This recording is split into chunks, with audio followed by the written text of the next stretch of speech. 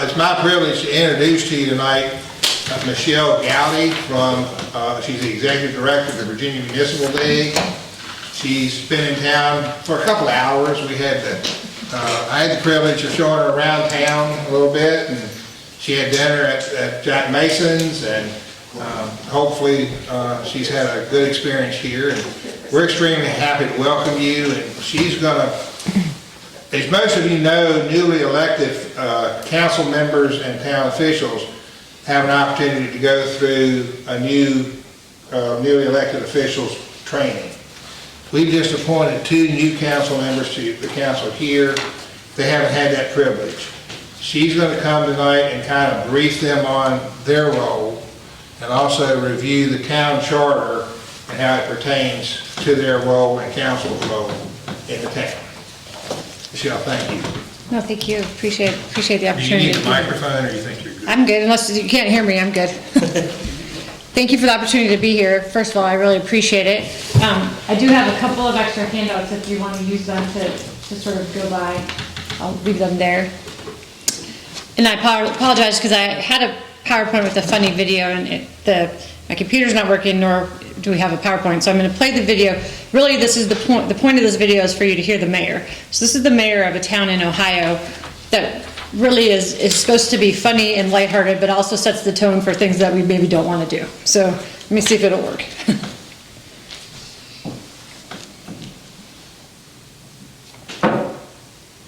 A couple of additional data points here for council to consider. One, the Hudson Fire Department does have the capability to do cold water, ice rescues. They've done the training in the past. Whether that certification is current, you'd have to ask Chief Farnes. I would say before you make any decisions, I would definitely get Chief Farnes to weigh in on this, because as Councilwoman Kowalski mentioned, it is the fire and EMS folks and perhaps the police department that all have to engage on a moment's notice should there be an incident.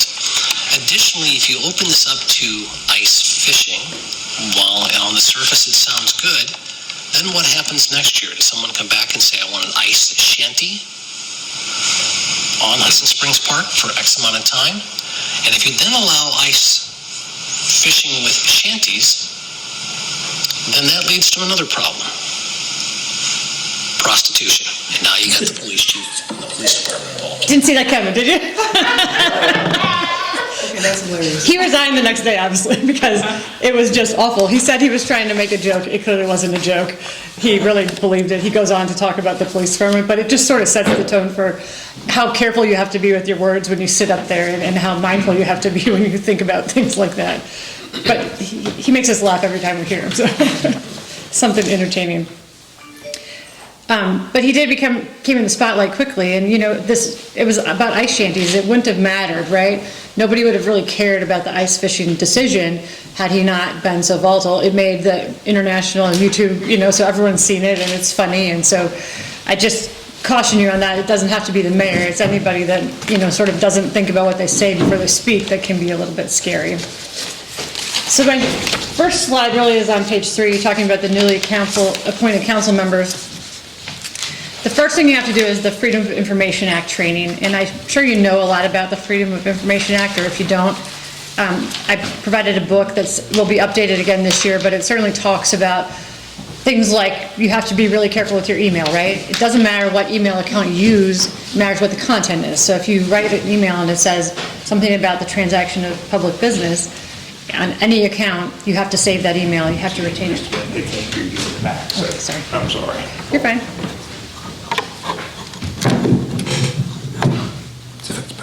Okay. So one piece of it is really that retention of your email and retention of your text messages. So sometimes people think they can switch to text messages and that you can delete them or you don't have to save them. If you're transacting public business via text, you have to save it, right? So that's a real pain in the butt. If you talk to the Freedom of Information Council, they'll recommend you keep it in paper. Now that's ridiculous, right? In this world, ridiculous. But you do need to keep them somehow so that if you're asked later on to produce those copies, that you have those available. And please ask questions anytime. This is not supposed to be a lecture, so please feel free to ask questions. The second big piece about the Freedom of Information Act, obviously, is the meeting piece, right? You have to provide the proper notice And closed session is the hardest one because you have to be able to come out and certify that what you talked about in there was only the business that you agreed to go in on. And that's always hard because you always sort of have these fringe issues that you want to discuss in closed session, and you just have to be careful and try to stay within the lanes, which sometimes can be really frustrating and also really difficult. And I hope that you have, I'm sure you have a template with all the motions for closed session, so you just read it off, because you have to be very specific about what you say, so the words on that paper are very, very important to be careful of. That's kind of my lecture on Freedom of Information Act. The other thing is, if you have anything else to say that's questionable, call somebody. Like, don't put it in writing, don't put it in an email. Take the time to call them and say, hey, let's have this conversation so that it's not public, because I think that's really important. So that training has to be every 2 months of being sworn in, and then every 2 years thereafter. There's training online through the Freedom of Information Advisory Council. It doesn't usually work, but there is training there. You also can read the book and then go to your county, or your city town attorney, and they can say, yes, you have the training because you've read the book or you've gone to VML training, but you do have to get either the council or your attorney to sign off on the training that you've had. And then you have to have that every 2 years after the first time. So just keep track of it. The clerk keeps track of it and should remind you every couple of years. And it's usually a couple hours. I mean, I'm giving you the real short version of it, but it's usually a couple hours of training on the FOIA piece. Conflict of Interest Act training is a whole nother ballgame. That again is within 2 months and every 2 years thereafter. It used to be every year, but they tried to now make them consistent. That's the stuff about, like, if you are the brother or the sister of someone who owns a business and you're making a decision on that business, how do you handle that, right? So it's personal transactions with a decision that you're making. It's financial interest in a transaction, and it's, sort of the bribery sort of appearance of impropriety thing. 90% of the conflict of interest things that you're going to find aren't true statutory violations. It's the appearance of impropriety, right? 9 times out of 10, it's the people back here, I'm not picking on them, they're going to say, it looks like you have a conflict, and maybe legally you don't, but it appears that you do, and so you just have to be mindful of that decision, and it's your decision to make whether or not you vote. So you can get up and you can say, I feel like I shouldn't vote, and you physically move yourself to the back so you're not sitting on the dais participating in the conversation, or you say, I think that I don't have a conflict and this is why, and then you can vote anyway. But you have to sort of make those decisions on your own and be very careful about it. If it's something that you think potentially is a violation, you can go to the Commonwealth Attorney or the council, the Conflict of Interest Council, and those two people can send you a letter or an email that says this is not a conflict or this is a conflict, and that's an opinion you can legally rely upon if you get sued. So that's a big deal. If you really have a question that's legitimate, you want to go to one of those two people and get something in writing to cover yourself. So meetings with the town manager, attorney, and other council members. We always recommend that before you start or as you become new to the council, that you sit down with all of these people, the manager, the attorney, the council members, and really have conversations with them about what their goals are and what your goals are, and try to figure out where you have common points, where you have discussion, where you can try to figure out where you can really navigate things to improve the town. And I think those conversations are good to have one-on-one, because obviously under FOIA, if there's 3 of you, it's a public meeting. So you have to be really careful about that. But trying to start out and have those conversations and just sort of figure out where everyone's at is important, along with reviewing your local ordinances to include the charter. And then studying the local budget and understanding the interaction with the state budget. So there are several groups out there that talk about the budgetary process, and I can talk about it if we have questions, but understanding how the local budget and the state budget interact is really important, especially in a year like this year where we don't have a state budget yet. And you're probably going to have to pass your budget on a bunch of assumptions that may or may not come true, right? Because you just don't know what the state budget's going to look like. We think we have some ideas on some pieces of it, but there's the potential definitely that you could have to come back and redo your budget this year just because the state's hasn't been timely in their decision. And then lastly, we have newly elected training every year. I was just saying until last year when there were municipal elections in May and November, we did it in July and January. Now, because all the elections have moved to November this year, the training won't be till January. But we do many components of it at our annual conference. We do the budget and we talk about the COIA and FOIA's common training there. So there are other opportunities to do some of those training pieces if you have questions.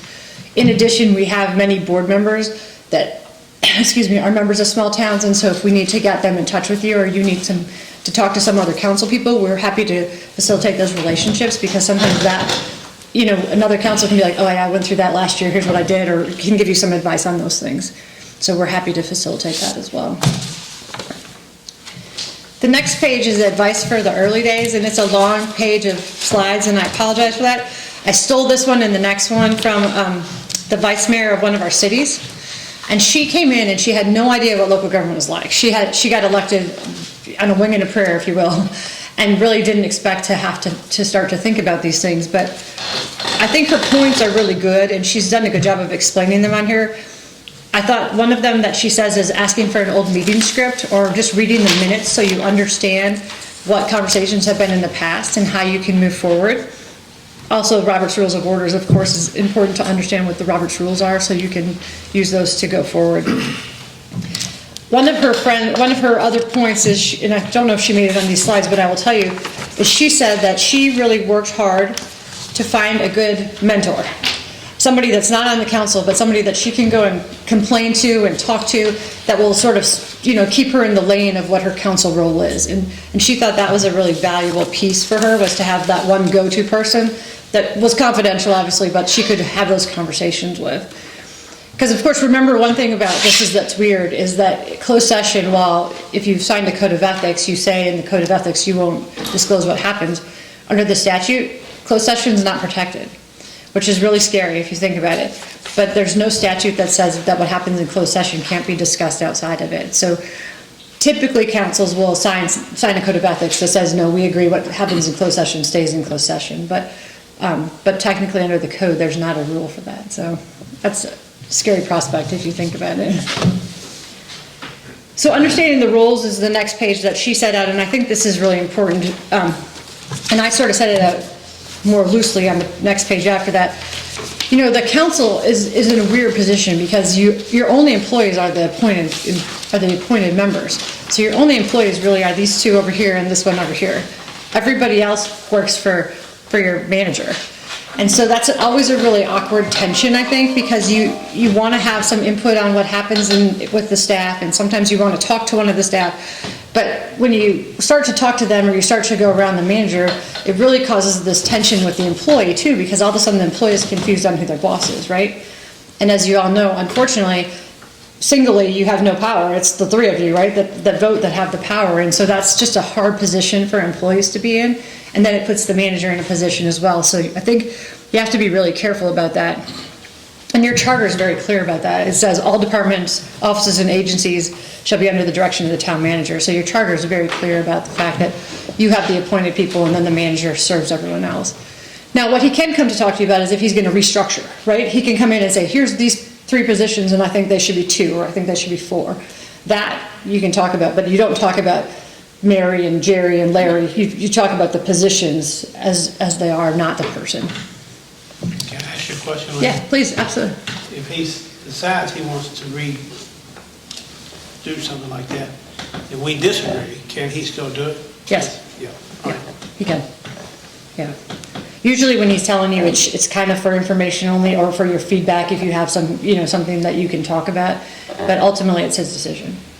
And when you first started, the mayor, you said something about prostitution on ice. Yeah. Did he have to resign? Yeah. Well, no, he didn't. No, he did not have to.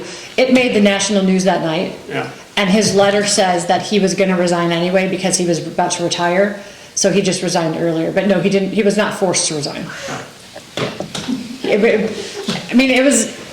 I will tell you, the mayor in Lexington, I sent it to him by text because I just thought it was really funny. And he actually found the article before I did the next morning. So it was scary how quickly that went viral. Yeah. Any other questions? You may have covered this while I was in the back. You were talking about cell phones and texting and versus phone conversations when I came back in. If you did, I apologize, but can you talk a little bit about personal cell phone use versus town-issued cell phone use? Or did you cover that? No, we didn't, but... And the reason I bring it up is I myself sometimes wind up getting town business calls on my personal phone because that number's gotten out. And I know these other council members also receive town business calls on their personal phone. And I just am curious how that plays out under the FOIA Act. Sure. I have 2 phones. It's supposed to be business, supposed to be personal. It doesn't matter. If they call you on either line and it's about, it's a transaction of business for the town, you have to keep it on both phones. And that's the frustrating part, is you can't separate it and say, you know, this has to be, you can only call this phone or you can only call this one, because they're not going to listen, right? They're going to call wherever they call. They're going to find you. So you just have to know if you have a text on either one, you have to save it if it's related to town business. Right. Go ahead. Before I got on council, I had never sent an email. So it was hard for me to keep up with 2 phones. Yeah. So I do all my emails on my personal phone. Yep. Is that good or bad? So the FOIA council will tell you to separate it, but as long as you're keeping track of them and you can find them if they're asked to find them, that's okay. But you just want to make sure that you retain them. Yeah. So most email you have to retain for 3 years. There's some exceptions to that. Some are longer, some are less, but most you have to retain for 3 years. So everything on that phone about business for the town, you have to save. See, I didn't know that, so. Yeah. So it's just how you save it. And sometimes, there's many localities where they just say, copy the clerk, so the clerk has a copy of everything. And that's sort of a way to put it in the localities, you know, sort of archives instead of yours. Sorry. Sorry. But there, you have to save it. So it depends how you know, whatever your mechanism is. If I send you a request, I'm a Virginia resident, you have to give it to me, and you have, you know, originally 5 days. You can ask for an additional 7, but you do have to find it and turn it over. Does it pertain, we're using our phone for us doing business between each other? Yep. Or just say a regular citizen calls and says, hey, Jeff, I got a pothole in front of the house. Go. You gotta keep it. Keep it. Yeah. Doesn't matter if it's between you or between you. You have to keep it. And it's a pain in the butt. I mean, don't get me wrong. It's a pain in the butt. And really, I mean, like I said before, the FOIA council says you should keep it on paper. It's ridiculous, right? How many would you have a day? Hundreds. Yeah. So putting them in a separate folder or copying, not the clerk, but doing something so that you know where they are so that you can find them is the most important part. Yeah. Is that the ones you receive or the ones you send out? Both. Both. Yeah. As long as it says something about business. So even if you write your wife and you say, you know, please pick up milk on the way home. By the way, I hate so-and-so. If the hate so-and-so is about somebody here, you gotta save it. So it's bizarre, but that's just the way the rule is, yeah.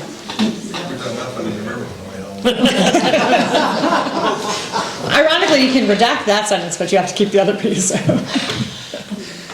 And a FOIA request, correct me if I'm wrong, a FOIA request does not have to be in writing. Yeah. It can be a verbal request. And even if they're standing there looking at you when they make that verbal request, you still have the 5 days to provide that information. Yeah, so that's right. So any FOIA request, if I say to you right now, I'd like to see Jeff's job description. You have, today's day 0, but starting tomorrow, you have 5 days to turn that over to me. Now, starting July 1st, this is the scary part. Even if I say that to you, you now have to give me a piece of paper that says you can ask for an estimate, which is stupid, but what I will tell you is what you should do is get some sort of a template response and just send it to everybody that makes a FOIA request. But there is a new law in the books that July 1st you have to tell them that they have the right to an estimate, no matter if it's $1 or nothing. And the 5 days, is that 5 business days or 5 calendar days? It's 5 business days. That's what I thought. Yeah, 5 business days. So it starts. So if you started today was day 0. Really, we're past time today. So tomorrow would be day 0. So it'd be Friday, Monday, Tuesday, Wednesday. So it'd be due next Thursday.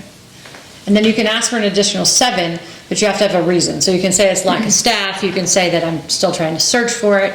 If you get past the 7 though, so that's 12 days total, 12 work days total. Then you have to either negotiate with the person or go to court and ask for extended time. And that's a pain in the butt, so please don't get that far if you don't have to.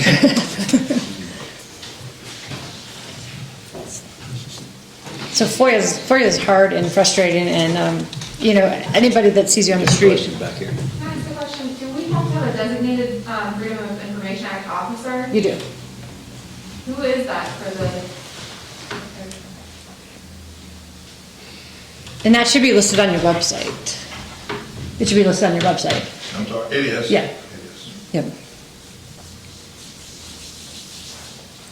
All right, so back to the town manager, right? Town manager. So town manager's job is to enforce the ordinances, the resolutions, and the other orders that you tell him to. So he really is the enforcer of everything that you do. He reports on the affairs of the locality to the council. So what he should come to you with are things that he's done to execute those job description, or those job duties. Of course, he manages the employees, as we talked about. His job is also to submit the annual budget, which we talked about how difficult that will be this year just because of the uncertainty with the state. And then to ensure that your financial status and the budget are handled appropriately, right? So we want to make sure we stay within our budget each year, or if we have to go over, there's a reason, or we justify it. And that we always know that we're financially stable, right? So we want to make sure our bond rating is appropriate and every other thing that we have to worry about. And then he appoints the officers and the employees as he's supposed to under the code. So what the manager typically expects from the council, and this is all in this book here, it's a lot more words in here, so I didn't think we should print the whole thing, but feel free to look it up in here. There's a lot of good advice from some really long-term managers and councilmen that have written the chapters. We didn't write the chapters, we had true people that have been in your shoes to write the chapters. So, and there's chapters about budgeting and all these other things in there too. But what the manager typically expects from the council is that the council does the policy, right? You decide what the policy things are. So you say, we're gonna zone this area this, and you execute it. And that's what the manager expects, is you give me the policy decision, and then I will do the execution of it. And again, it's, as we talked about earlier, it's the whole council has to do it. It's not one council person. So if one council person comes in and says, you know, I'd really like the CVS to go here, that's not a decision that one person can make, right? It has to be the council making that decision as a whole. And I think that's really important. A couple tips on that we will talk about is, you know, public meetings are always hard because there's always this frustration with staff, I think, sometimes when they come in and they don't know if you're gonna yell at them or if you're gonna criticize them. It's really, you have to be mindful in public. Like we listened to the video about the prostitution. You have to be mindful about how you deal with people, right? So you don't wanna be on camera and be hostile or be critical. That's for in the back room beforehand, right? So you have those conversations somewhere else.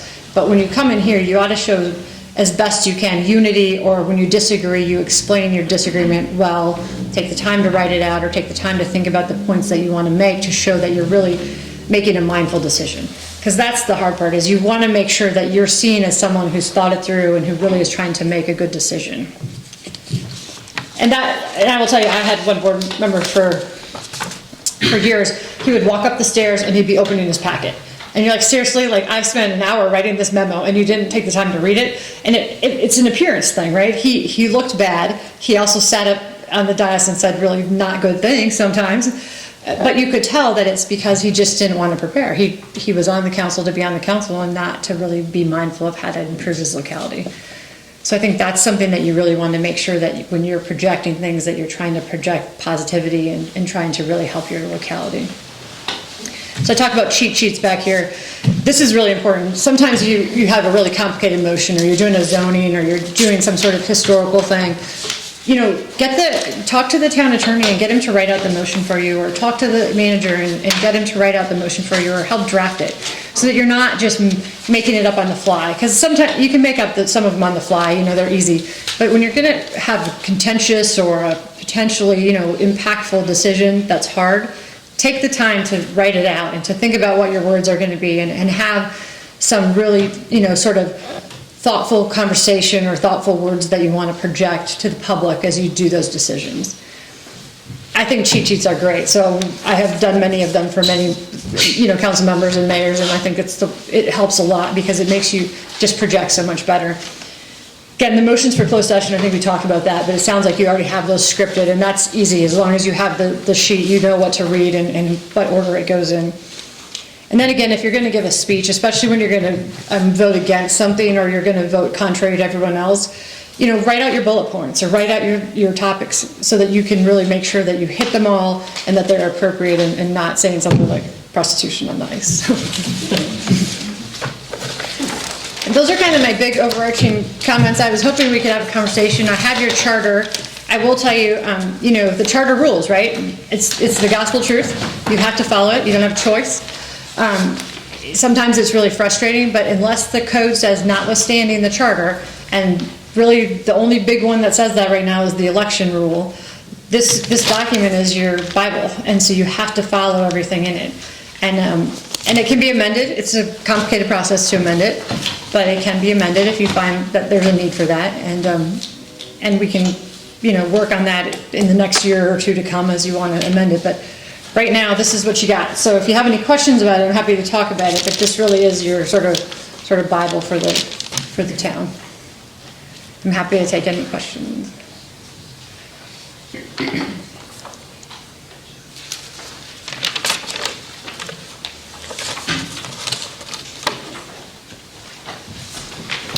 No questions? Oh. It's a work session, Diana. Well, We ain't gonna do, you're not gonna do questions. no, not in a work session.